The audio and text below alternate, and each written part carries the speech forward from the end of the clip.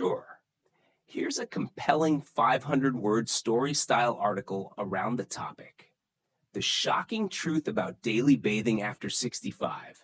These 6 habits might be cutting your life short. The shocking truth about daily bathing after 65. These 6 habits might be cutting your life short. When Margaret turned 70, she prided herself on staying sharp, active, and independent. Every morning, like clockwork, she bathed, just as she'd done for decades. It was part of her routine, refreshing, invigorating, and a moment of peace before the day began. But what Margaret didn't know was that this seemingly harmless daily habit, combined with a few others, was quietly working against her health. Doctors now warn that after age 65, certain everyday habits, especially those surrounding hygiene and lifestyle, can have unexpected consequences. Here are the 6 most surprising ways daily bathing might actually be shortening your life, and how Margaret's story turned into a wake-up call for thousands. 1. Over-cleansing the skin. As we age, our skin becomes thinner and less capable of retaining moisture. Daily bathing, especially with hot water and harsh soaps, strips away natural oils, leading to dry, cracked skin. For Margaret, frequent itching and occasional skin infections started becoming a regular annoyance. What she thought was a normal part of aging was actually a sign her skin barrier was damaged. 2. Increased fall risk. One morning, Margaret slipped while stepping out of the tub. Thankfully, she only bruised her hip, but for many seniors, falls in the bathroom lead to devastating injuries. Wet floors, soapy surfaces, and poor balance are a dangerous combo, and bathing daily increases exposure to those risks. 3. Worsening respiratory issues. The steam from hot showers can worsen breathing problems in older adults, especially those with asthma or COPD. Margaret began to notice shortness of breath afterward, mistaking it for general fatigue. In reality, the humid environment was stressing her lungs more than helping them. 4. Lowered immunity. Surprisingly, too much cleanliness can reduce the diversity of healthy bacteria on the skin. Seniors need their natural microbiome for protection. Margaret's doctor explained that her frequent colds could be linked to her body missing out on the beneficial bacteria wiped away by constant washing. 5. Water retention and heart strain. For seniors with cardiovascular issues, hot baths can cause blood pressure fluctuations, stressing the heart.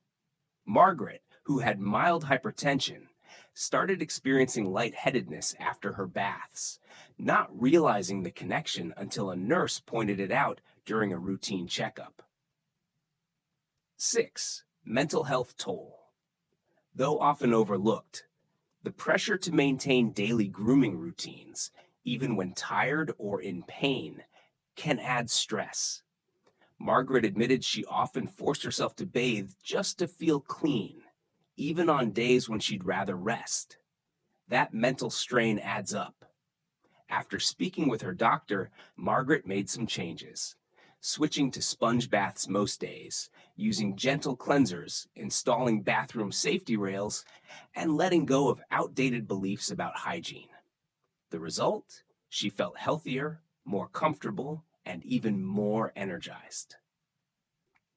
The truth is, daily bathing after 65 isn't a necessity. It might be a risk. Listen to your body, consult your doctor, and adapt your habits.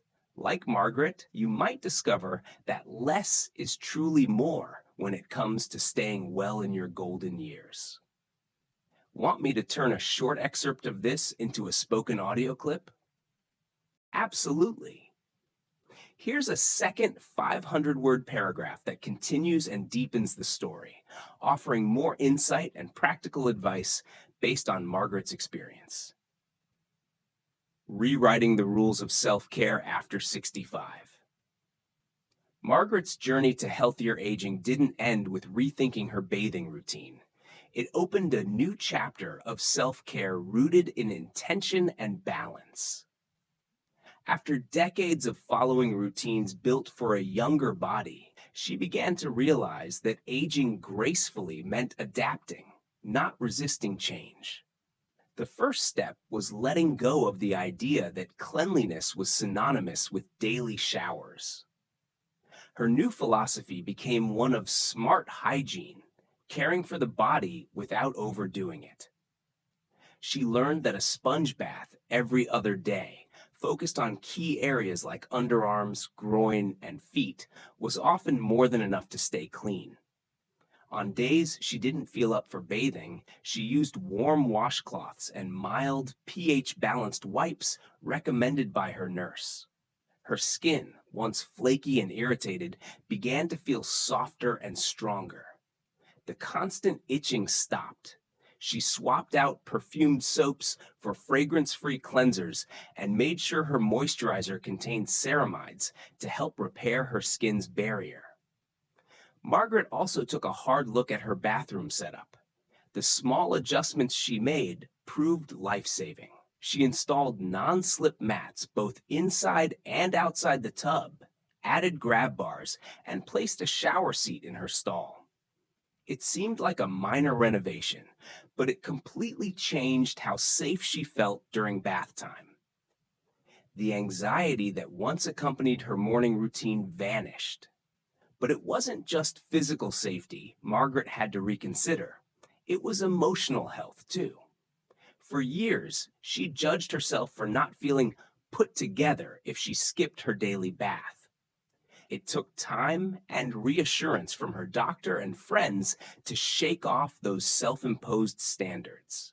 She realized she had internalized outdated notions of dignity and cleanliness that didn't take her changing body into account. Once she let go of that pressure, her mornings felt lighter, more flexible. Some days, she even chose to sleep in or enjoy a slow breakfast instead of heading straight to the shower. That freedom gave her more energy for the rest of the day. She also became more mindful of hydration, recognizing that dry skin wasn't just caused by soap, but by dehydration too. Drinking more water, using a humidifier in her bedroom, and adjusting her diet to include more omega-3 fatty acids had surprising results. Her skin improved, yes, but so did her digestion, mood, and sleep quality, all from small daily changes. Perhaps most importantly, Margaret began talking to her peers about it. At her senior center, she hosted a short wellness discussion titled Clean Enough: Rethinking Hygiene in Our 70s. The room was packed. Others shared their own struggles with falling in the bathroom, feeling pressure to look a certain way, and dealing with skin conditions worsened by overwashing. It became clear Margaret wasn't alone, and neither was the need for change. She ended her talk with a simple truth. We've earned the right to care for ourselves in ways that serve us, not in ways that punish us. Would you like to turn a short excerpt of this into a voiceover clip? I can help with that. Just pick 2 sentences and choose a voice. Of course. Here's an additional 200-word paragraph that wraps up Margaret's story and reinforces the message with a warm, reflective tone. Margaret's transformation wasn't just about hygiene. It was about empowerment. She realized that aging didn't have to mean decline. It simply meant learning to listen to her body in a new way. The habits that served her in her 40s and 50s no longer applied, and that was okay. With more energy, fewer skin issues, and a reduced risk of injury, she began to thrive in ways she hadn't expected. She filled her days with long walks in the park, book club meetings, and visits from her grandchildren, no longer feeling bound to a rigid routine. More importantly, she became a quiet advocate for mindful aging, encouraging others to reflect on the why behind their daily habits. For Margaret, bathing less often wasn't about doing less, it was about living more. I used to think growing older meant holding on tightly to everything I used to do, she shared with a smile. But it turns out it's about learning what to let go of. Her story is a powerful reminder that sometimes longevity and quality of life come from the simplest of changes, like skipping a shower, trusting your instincts, and embracing the new rhythm of your golden years. Want me to turn a piece of this into a voiceover? Just pick your two favorite sentences and a voice.